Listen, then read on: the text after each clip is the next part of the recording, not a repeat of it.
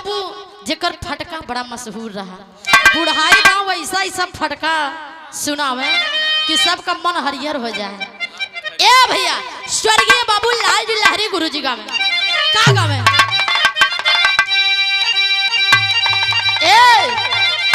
यह देसी चीज हो।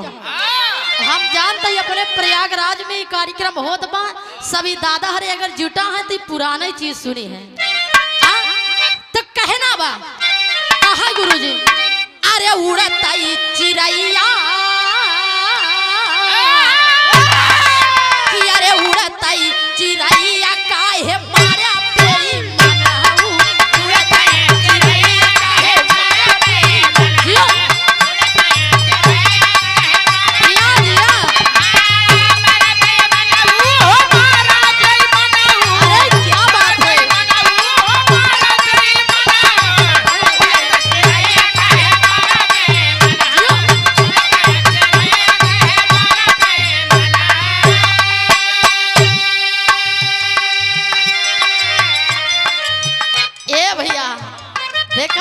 गुरु जी हरे जब गावे त नाचे ना लेकिन तनिक ठुमका जरूर लगावत रहे।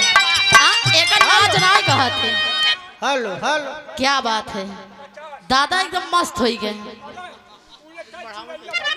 कहना है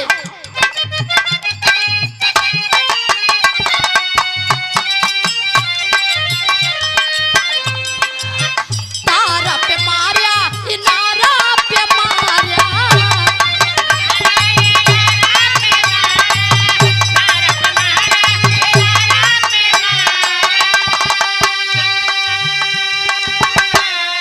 गुरु जी की तारा पे मारिया इनारा पे मारिया लेकिन कहा ना मारिया। कहना है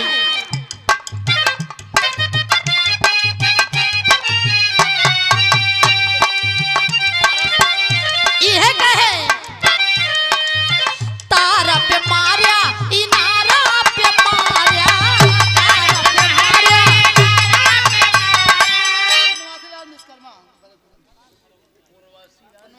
आप बाबूजी पूर्णवासी लाल विश्वकर्मा बदल के पूरा के धरती से धन्य है बदल के पूरा के धरती।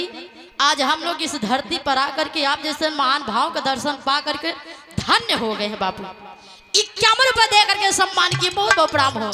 कहना है